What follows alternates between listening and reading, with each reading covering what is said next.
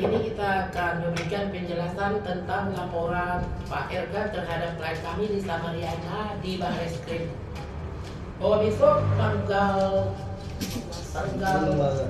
15 Juli 2025 klien kami Lisa Mariana telah dipanggil oleh Barreskrim untuk dimintai keterangannya sebagai saksi. Dan tadi siang saya berdua di PA bersama dengan Pak John ke Barreskrim. Tujuannya untuk mengajukan delay untuk pemeriksaan sebagai saksi terhadap Lisa Mariana dilakukan minggu depan. Adapun alasan tersebut dikarenakan bahwa besok tanggal 15 Juli 2025 Lisa Mariana juga mendapat surat panggilan atas laporan pelanggaran Undang-Undang ITE di Polda Jawa Barat. Tentu kondisi ini tidak bisa dihadiri apalagi Lisa Mariana punya bayi gitu. Nah, alasan tadi kami untuk menyatakan itu berdasar hukum. Kami bukan pengecut atau Lisa Mariana bukan pengecut untuk tidak menghadiri pemeriksaan BAP tersebut. Namun di Barreskrim tadi juga kami mengajukan surat juga permohonan ke Barreskrim, mana suratnya tadi? Untuk mengajukan agar laporan-laporan polisi terhadap Lisa Mariana klien kami mohon kepada Kapolri dan juga kepada Biro Warsidik dan juga kepada Propam jika dapat dipertimbangkan ditarik untuk disatukan pemeriksaannya di Barreskrim Polri, di mana kendala ini tentu akan menyulitkan bagi Lisa Mariana. Di dalam hal tersebut tadi kami sampaikan juga alasan secara lisan bahwa patut diduga ada rangkaian kriminalisasi terhadap klien kami Lisa Mariana, di mana undang-undang IT yang dilaporkan pelanggaran itu di Bandung terjadi beberapa tahun yang lalu ya. Nah, dalam hal ini kenapa baru sekarang muncul gitu loh? Sesudah ada laporan Pak RK di Mabes tentang pencemaran nama baik, muncul kembali juga laporan ini gitu loh. Kenapa nggak dari dulu gitu? Bahwa di dalam undang-undang IT juga, maka kami mengajukan permohonan itu untuk diperiksa disatukan di Barreskrim agar ketahuan sebenarnya siapa yang punya kepentingan di dalam laporan ini gitu. Patut diduga ada sebuah rangkaian gitu. Melihat daripada kondisi ini, kita mempertontonkan sebuah pencideraan terhadap hukum pidana itu sendiri. Sebenarnya siapa yang menciderai konsiderasi hukum itu? Ya. Dan juga tadi kami sampaikan juga untuk pembelaan hukum terhadap klien kami bahwa Lisa Mariana melakukan konferensi pers dan juga teriakan di situ untuk melindungi haknya, di mana pasal-pasal 5 Undang-Undang Dasar Hukum Pidana pembelaan terhadap nyawa anaknya. Kalau tidak makan kan mati dia tidak ada lagi akses untuk menghubungi. Dan laporan tersebut adalah bersifat delik aduan. Tentu yang dilaporkan kan hanya perbuatannya yang baik-baik saja, yang tidak baik-baiknya tidak dilaporkan kan. Dalam hal tersebut, kami sebagai kuasa hukum tidak membela ketidakbenaran dalam peristiwa hukum tersebut. Ya, tapi kami hanya meluruskan bahwa pelapor dan terlapor adalah sama-sama aktor peristiwa di balik timbulnya laporan tersebut. Seperti istilah hukum maling teriak maling. Pelapor ini adalah pembuat dalam peristiwa tersebut sesuai dengan pengakuannya setidak-tidaknya pernah bertemu. Nah, dalam kesempatan tadi bertemu dengan Barreskrim, saya secara jelas menyatakan agar bukti daripada pelapor tersebut dilengkapi, yaitu tes DNA. Kiranya Pak Ridwan Kamil seperti preskon kami waktu di Bandung untuk membersihkan nama Bapak, gentleman lah untuk volunteer untuk tes DNA. Tes DNA itu akan jelas membuktikan parenity hubungan genetika antara anak dan orang tua. Jadi tidak melebar ke sana kemari. Menurut pandangan kami sebagai kuasa hukum dari Lisa, rangkaian laporan di Bandung ini patut diduga ada keterkaitan menyulitkan gitu. Jadi terpaksa kita harus tunda salah satunya. Yang kedua, dalam hal pengadilan, kami juga cukup gentleman untuk kami tidak pengecut. Yang pengecut tidak datang itu siapa di muka hukum gitu. Dan melihat ini betapa banyaknya seperti senjata yang harus masuk ditembakkan untuk menembak Lisa Mariana. Jadi untuk pemeriksaan Lisa Mariana, kami tadi sudah menyampaikan ke Barreskrim karena besok akan menghadiri pemeriksaan Polda Metro Jaya terkait dengan pelanggaran perundang etik, dan kita mohonkan juga kepada Kapolda dan Biro Wasidik dan juga kepada Propam untuk diperiksa juga apa kepentingan daripada pelaporan ini terhadap Lisa Mariana sesudah laporan ini ada gitu. Rangkaiannya di mana? Marilah kita sama-sama pelaku hukum semuanya agar laporan yang kita buat itu benar bermanfaat. Dan sebelumnya sesudah ada laporan dari Pak LK terhadap Lisa Mariana, dengan kuat-kuat dari sana itu akan diupai paksa, akan dipanggil.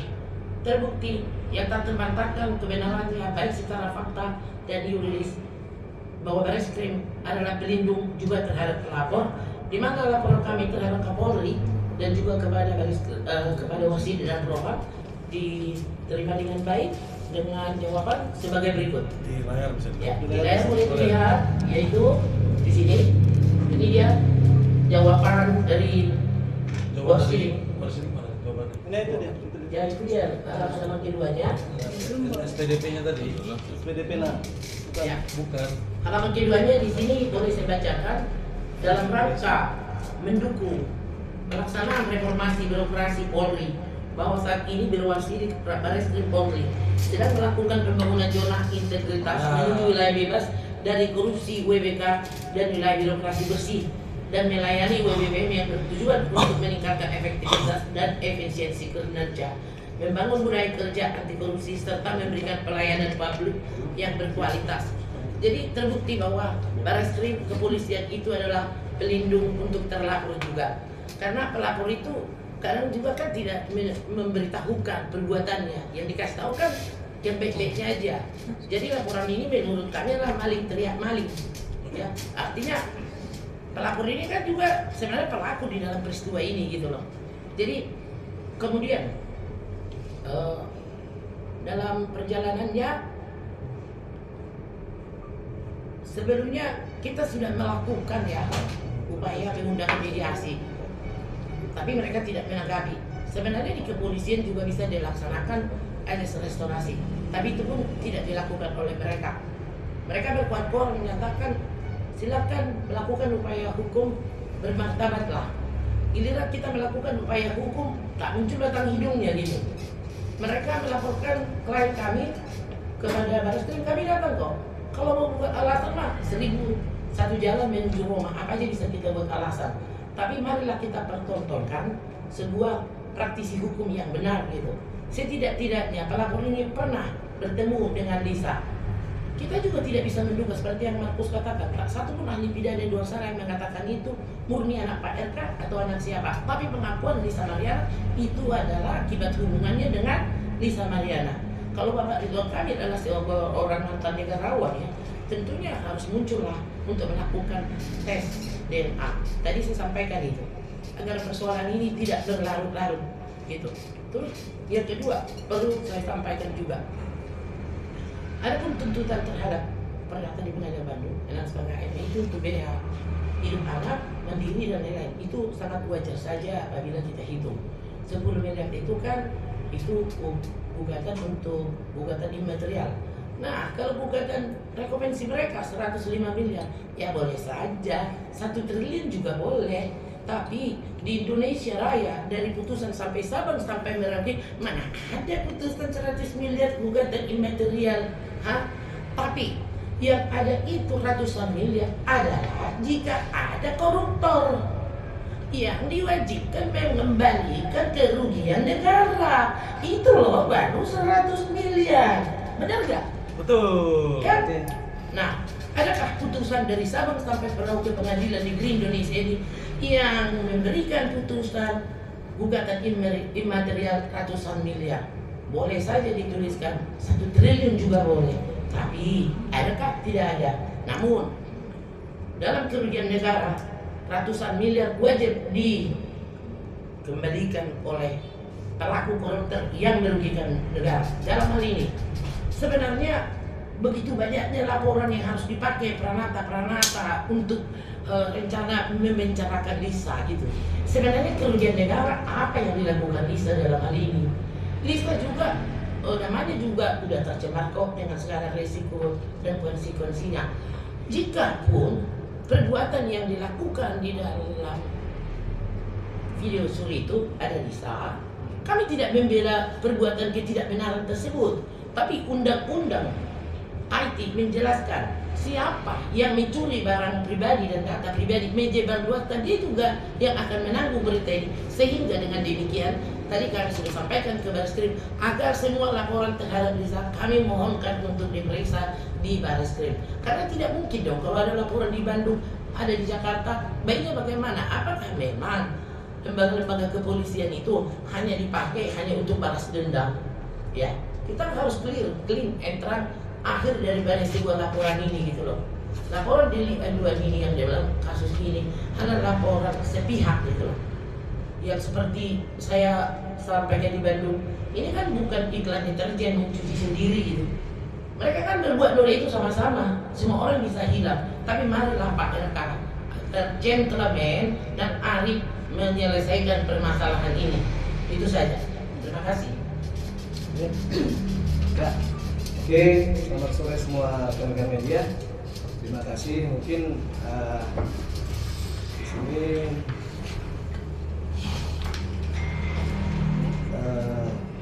menjawab semua selama ini bukannya kita tidak bisa memenuhi kawan-kawan media untuk wawancara, tapi ada beberapa pekerjaan yang harus kita selesaikan.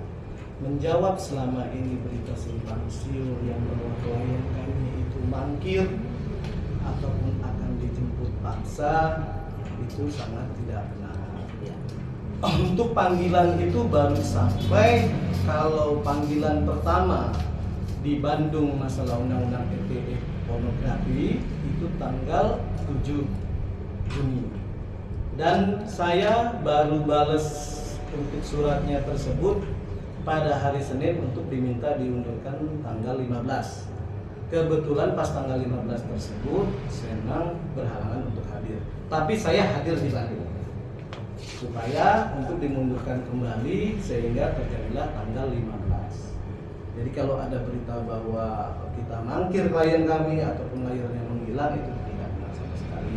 Cuman emang karena kondisi teknis dan keadaan yang membuat akhirnya tidak bisa mengikuti, sehingga kita baru terima kebetulannya tanggal 15 kemarin untuk panggilan di Polda Jabar. Kita akan menghadiri besok di Polda Jabar, dan puji Tuhannya karena berbentrok dengan panggilan Bareskrim tanggal 15, tadi kami setelah ke Bareskrim memohon untuk pengunduran waktu, kemungkinan dalam minggu ini juga. Kalau enggak hari Kamis ya mungkin minggu depan, dan direspon dengan baik. Karena di Bandung itu panggilan kedua, ya kami akan menghadiri ke sana. Apapun pemberitaannya tersebut, itu semua harus diuji ke depannya. Jadi nggak bisa sesumbar bahwa bersalah ataupun langsung menjudgment akan dijemput paksa. Saya rasa itu hanya penambahan di media-media saja. Dan saya meyakini polisi kita itu pasti selalu profesional dengan sesuai slogannya presisi.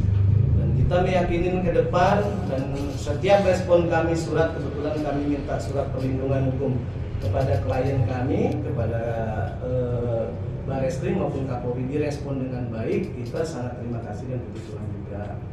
Dan kedua, tadi kami memohonkan kepada Propam dengan permasalahan kalau saya dengarkan ada digeledah, dijemput paksa. Emang ada beberapa prosedural yang tidak sesuai yang dijalankan, tapi tidak perlu saya jabarkan di sini. Mungkin saya akan berbicara langsung nanti di Polda Jabar kenapa harus seperti itu, karena ada aturan yang mengatur dengan sesuai undang-undang. Mungkin ketidaktahuan ataupun dengan cara yang salah. Tapi saya bersyukur dengan respon baik dari kepolisian, memberi kita waktu untuk menghadiri dengan baik, dan kita akan berkomunikasi nanti tanggal 15 nanti. Itu aja. Kalau untuk masalah nanti sidang sampai tahap mana, dan mungkin kan rekan-rekan media bertanya-tanya kenapa kami tidak hadir. Bukannya tidak hadir, kita selalu hadir, Karena kan tim kuasa hukum ini kan banyak nih. Kita ini ada tim kuasa hukumnya Lisa Mariana ini dari Markus Nababan and Partner, dari Bertua and Partner, John Boy Nababan dan rekan, dan satu lagi dari STN satu lagi. Jadi sangat berbagi-bagi waktu untuk menangani dan kepentingan klien kami. Jadi ya sah-sah aja. Mau orang apapun kan seperti saya bilang bahwa akan timbulnya tokoh-tokoh baru yang berada di perkara klien kami. Tujuannya juga tidak tahu. Bicara pornografi, semua orang punya historikal masing-masing. Cuman kepentingan pornografi tersebut, video tersebut buat apa? Dan itu harus diuji semuanya. Dan kepentingan pelapornya apa? Masyarakat mana yang dirugikan? Masyarakat mana yang disebarkan? Itu aja sih dari saya.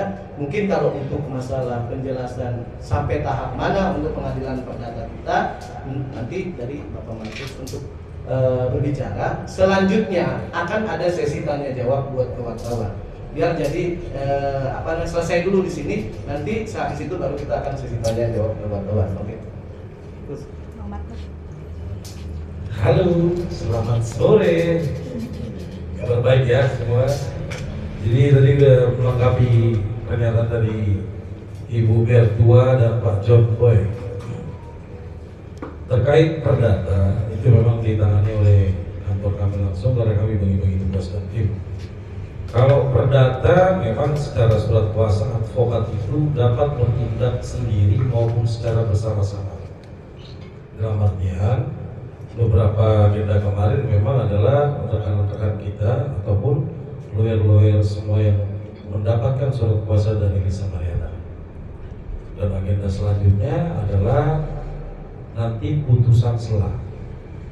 Karena ada salah satu sosok yang baru keluar penjara tiba-tiba muncul di persidangan. Gak tahu asal usulnya dari mana, dari langit atau dari walang sawit, kita nggak tahu. Ya, dia datang, contohnya itu anak saya. Tanggapan kami, ya sangat santai. Kalau emang itu anak you, kenapa you baru ribut sekarang? Kenapa lu numpang perkara di nomor 184 perkara kami? Kemana aja kemarin? Kenapa nggak bertanggung jawab? Dan pada materi tanggapan kami juga menilai bahwa sosok tersebut terancam pidana penelantaran anak. Hati-hati makanya kalau mau numpang panggung, ya, tidak ada relevansinya tiba-tiba datang, ya kan? Kalau memang dia mengerti hukum, baik lawyernya atau sosok tersebut, buat dong dengan nomor perkara yang berbeda. Kenapa mau nebeng perkara kita? Mau tenar ya? Hah? Udah persidangan yang ada yang meliput, ya kan? Itu secara realistis kami katakan di sini. Karena apa? Kalau mau numpang spotlight, tadi bilang Pak John Boy, kami itu tidak takut. Mau 1000 sosok pun nanti muncul hantu blau, nggak peduli ya. Kebenaran itu akan kami buktikan di pengadilan. Gak usah lah banyak kuar-kuar, kebanyakan omong-omong, ya. Udah capek Indonesia ini diributkan dengan permasalahan ini terus. Kalau you orang, aktor-aktor yang baru muncul, kalau lu berani semua klien lo, ayo tes DNA bareng-bareng. Spotlight buat Bapak RK dan kuasanya. Ya, akrab banget kok mereka itu, kuasa hukum dengan sosok itu, kan? Ya, dan kami tidak takut. Sekalipun dunia ini runtuh, hukum itu harus ditegakkan. Sekali lagi notes dari kami untuk kasus perdata. Agenda kedepannya adalah nanti putusan intervensi sosok tersebut. Ya, notesnya adalah kalau memang dia mempunyai kegigihan katanya itu anaknya, gugat dong dengan perkara yang lain. Ngapain nebeng-nebeng perkara kita? Mau masuk TV,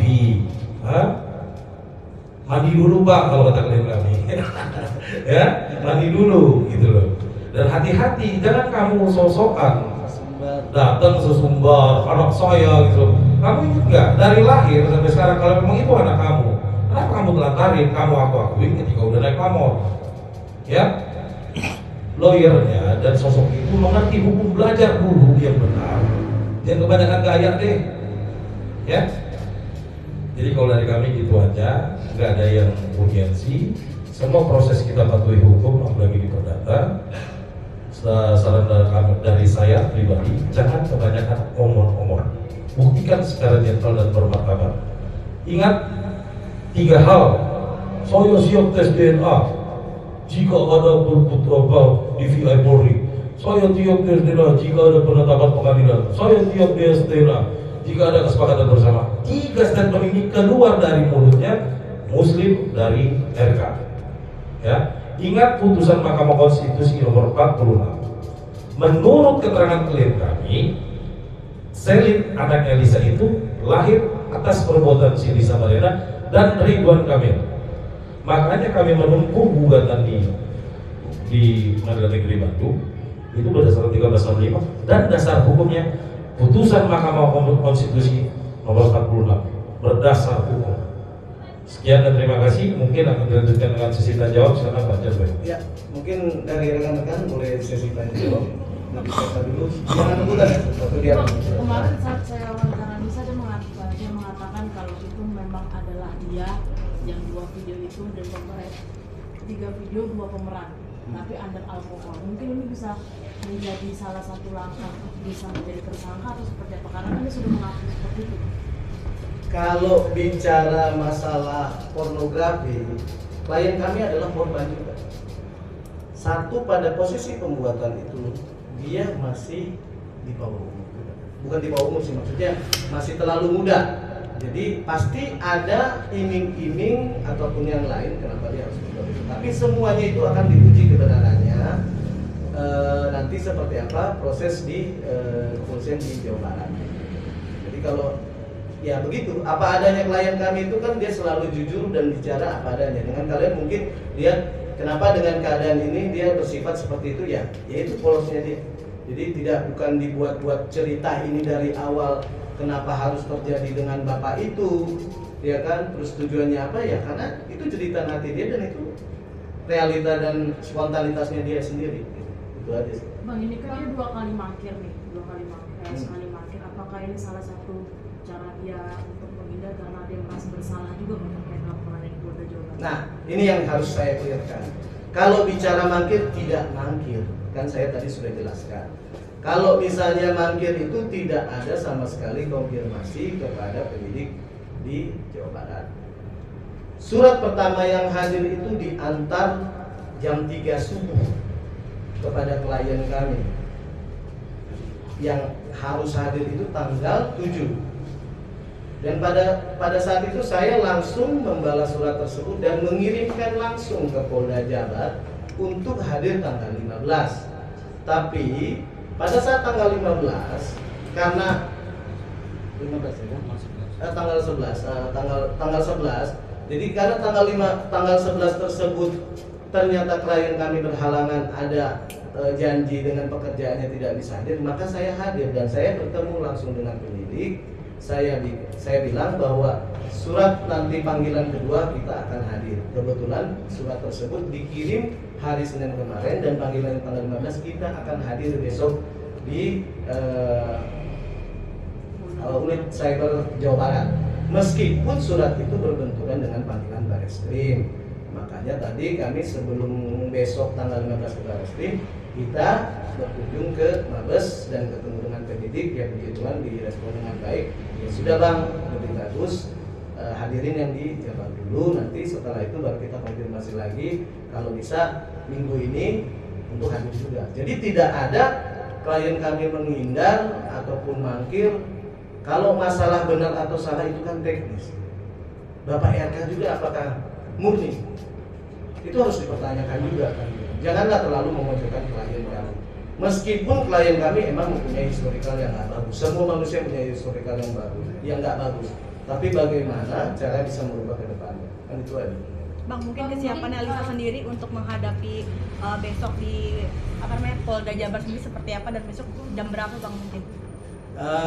Besok sih panggilannya jam 10. Tapi kemungkinan ya kalau bisa kita tepat jam 10 hadir ya kita akan jam 10. Tapi paling kalau namanya panggilan kan bisa tepat sedikit. Kesiapan dari klien Abang sendiri seperti apa sih Bang? Saya lahir batin lah. Karena kan seperti saya bilang, dari mulai kita menerima kuasa kepada klien kami, dia harus siap konsekuensi apapun yang dinyatakan. Tapi selama dia benar, maju terus. Itu aja. Bang, mungkin benar nggak sih Bang kalau Cyber Polda Jabar tuh sudah mendatangi rumah LM sendiri untuk melakukan pemeriksaan yang pertama terhadap LM terkait video shoot tersebut.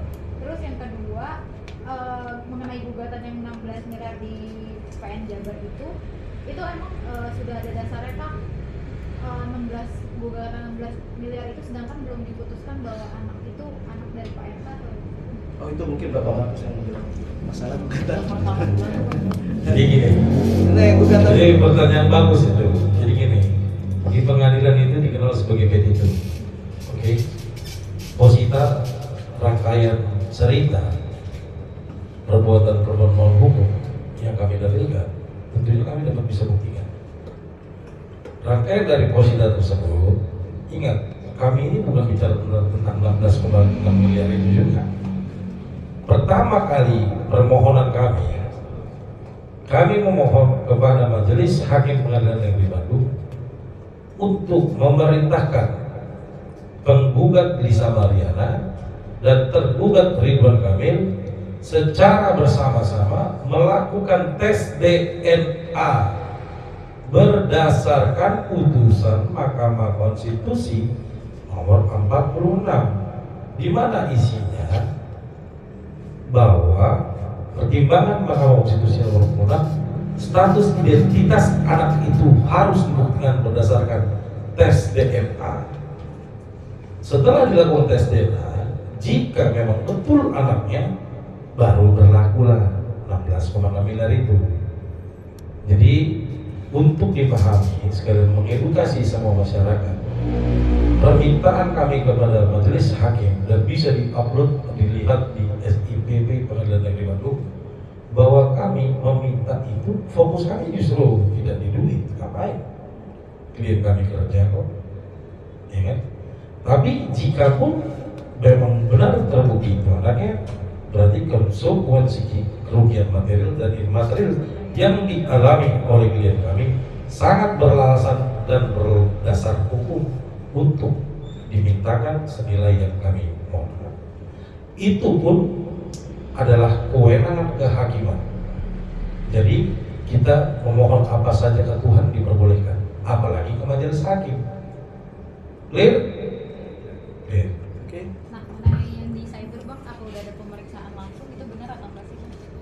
Kalau pemeriksaan belum ada, sama sekali klien kami itu belum ada pemeriksaan, baru hanya dikirim surat pemanggilan sebagai saksi.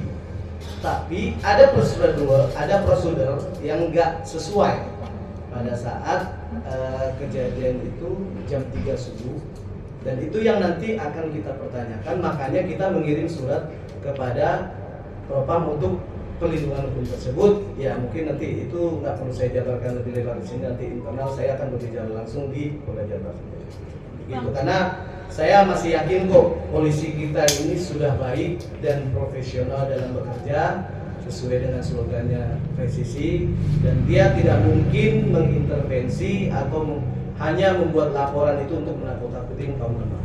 Jadi mungkin hanya miskom atau kesalahan prosedural aja sih, itu aja.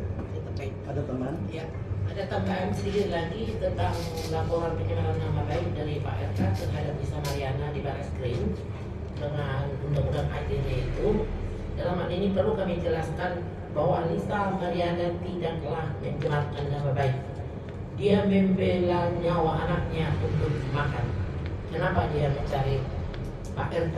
Pak RK sesudah kelahiran bayi tersebut, dari mulai biaya persalinan sampai dengan 3 tahun, dia telah membiayai bayi tersebut. Secara tersirat itu adalah bentuk pengakuan secara gentleman agreement, namun tidak tersurat. Kenapa? Karena itu di luar pernikahan. Sementara di negara kita, kita menganut civil law, apa yang tertulis di dalam pernikahan itu yang bisa dituntut gitu. Nah, di dalam hal ini Lisa Mariana membela diri yang terkandung di dalam pasal 49 KUH pidana. Pembelaan diri terhadap nyawa adalah tidak dipidana. Lebih baik membebaskan 1.000 orang yang bersalah dari penjara daripada berniat memenjarakan satu orang yang tidak bersalah. Apakah seorang ibu mencari bapak biologis anaknya untuk sepiring nasi dan sebotol susu harus dipenjarakan, harus dilaporkan dengan rangkaian peristiwa-peristiwa pidana, gitu. Yang kedua, bahwa Lisa Mariana melakukan itu adalah pembelaan terhadap nyawa anaknya itu. Jadi tadi kami sampaikan di Barreskrim dalam kunjungan kami, karena besok tidak bisa copy paste undang-undang yang dilanggar pencemaran nama baik itu tidak semata hanya di copy paste saja, tapi ada sebuah peristiwa yang timbul oleh pelaku atau di belakangnya gitu.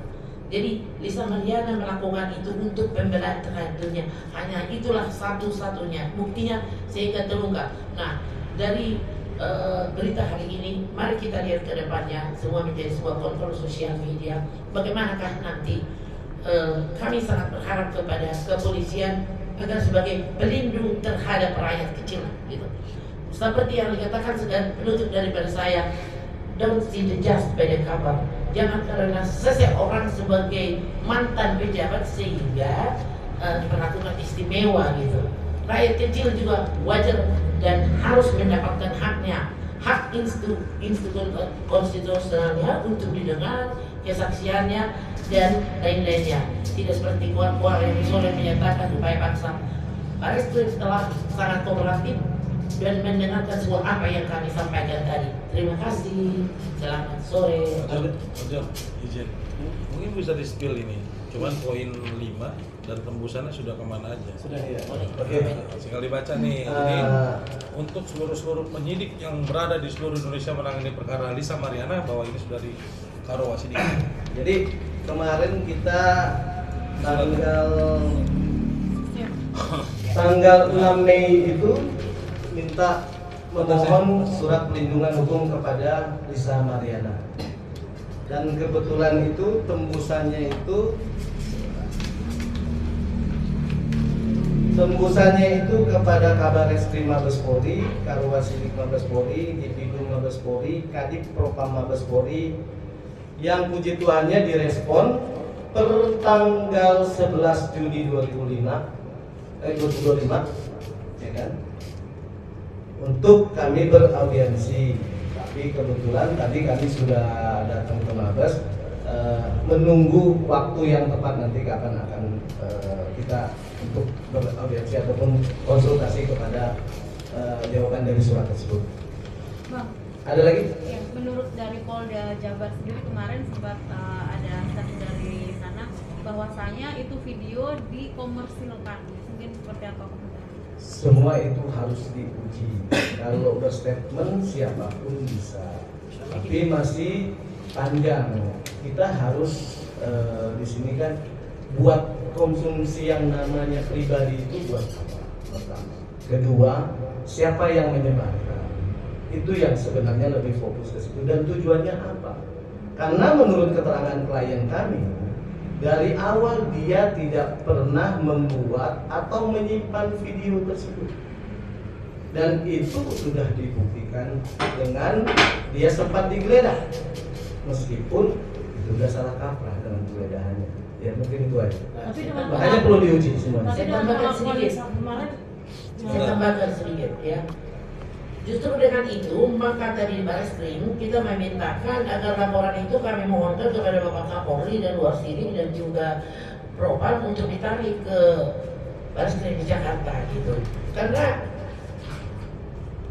kita juga heran kepentingan siapa melapor ini. Rangkaian apa ini semua laporan pidana terhadap Lisa adalah merupakan tindakan kriminalisasi gitu. Laporan siapa sih? Lapornya siapa? Yang dirugikan buat dia siapa? Iya, gitu.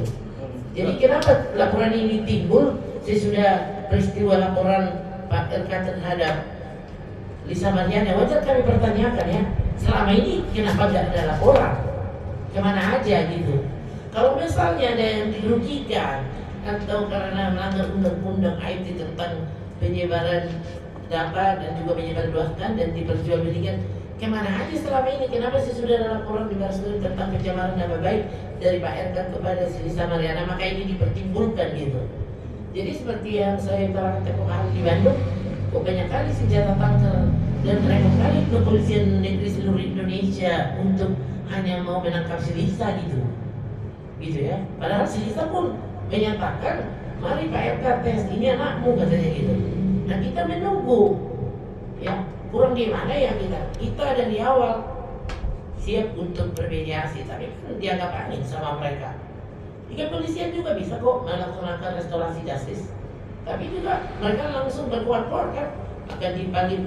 Kepolisian dalam hal ini bertindak sudah sangat baik, bahwa laporan itu tidak hanya melindungi laporan pelapor, laporan juga banyak kok yang seperti peristiwa-peristiwa sebelumnya pembunuhan yang ditahan, maling terlihat maling kan, itu membunuh atau dia pembunuhnya. Nah, ini juga kurang lebih seperti itu. Amaku dicemarkan, tapi pelaku teriak-teriak sebelumnya kan terlibat gitu. Jadi itu saja sih. Jadi marilah kita praktisi hukum mempertontonkan kepada publik keseriusan, kegentlemanan menyelesaikan permasalahan ini. Semua orang bisa hilang, baik pejabat, baik rakyat kecil, dan semua orang punya masa lalu, semua orang punya histori. Tapi yang diminta oleh hukum adalah, apalagi kita para pejabat mantan ya gitu ya, adalah kegentlemanan menyelesaikan permasalahan solusi ini itu sendiri. Terima kasih. Hari ini Lisa tidak dihadirkan atau memang sengaja dia ada pekerjaan atau seperti apa? Biasanya dia selalu ikutkan ke press conference. Saya suruh istirahat karena mempersiapkan yang namanya besok kan dipanggil sebagai keterangan saksi, memakan waktu yang panjang. Jadi saya suruh istirahat supaya besok dia fit, bisa menjawab semua pertanyaan-pertanyaan dari penyidik. Itu aja sih. Ada lagi? Cukup? Bang, kalau dalam pemeriksaan besok statusnya Lisa langsung ditetapkan sebagai tersangka, dari kuasa hukum ada langkah-langkah khusus nggak nanti? Itu semua ada proses dan perlu diuji. Seperti saya bilang, itu tidak mungkin polisi itu dengan sembarang menentukan seorang tersangka. Masih ada panjang. Kita harus menghargai dan tidak boleh mengintervensi apapun yang dilakukan oleh kepolisian. Karena yang seperti saya yakin dan bangga dengan kepolisian Indonesia bahwa selalu bekerja profesional untuk melindungi negaranya. Bukan hanya kepentingan menakut-nakutin atau ada kepentingan lain. Saya rasa masih panjang itu ceritanya dan semua masih perlu diuji lagi ke depannya. Jadi ya ini yang saya sesalkan, kenapa selalu banyak orang tiba-tiba menebak ABC, dan ya janganlah mengintervensi polisi. Mereka udah lebih pintar bagaimana menangani semua perkara. Itu aja. Bang, kalau melihat kemarin juga sempat viral, Pak RK sudah mulai berani muncul di publik nih, sempat rame di bandara. Nah, mungkin seperti apa nih komentarnya? Apa sudah mulai pede gitu bahwa indikasinya? Kalau itu yang saya bingungkan, kenapa ya, mungkin ya beliau sudah mungkin mau ketampil ke publik, mungkin ya lebih baik dong. Karena gini loh, cerita awal ini kan mencari kebenaran sebenarnya. Kenapa kita mengumumkan tes DNA dari awal? Yang minta tes DNA itu siapa? Kenapa nggak dijalankan supaya clear permasalahan ini? Nggak sampai berlarut-larut sampai kayak sinetron tersanjung nih, ya. Sampai berapa episode yang akhirnya membuat edukasi nggak baik juga dengan masyarakat. Kalau dibilang ini mengumbar-ngumbar klien kami, ya seharusnya beliau harus lebih cepat untuk tanggap berbicara sebagai laki-laki. Takut jangan berbuat, berbuat jangan takut. Itu aja sih harusnya. Meskipun semuanya punya pembelaan dan masing-masing. Makanya kan saya bilang semua perkara ini masih panjang dan perlu diuji. Jadi hukum itu bukan ajang untuk membuat takut, membuat resah. Ya, kalau kami dari kuasa hukumnya Lisa siap bertarung sampai manapun.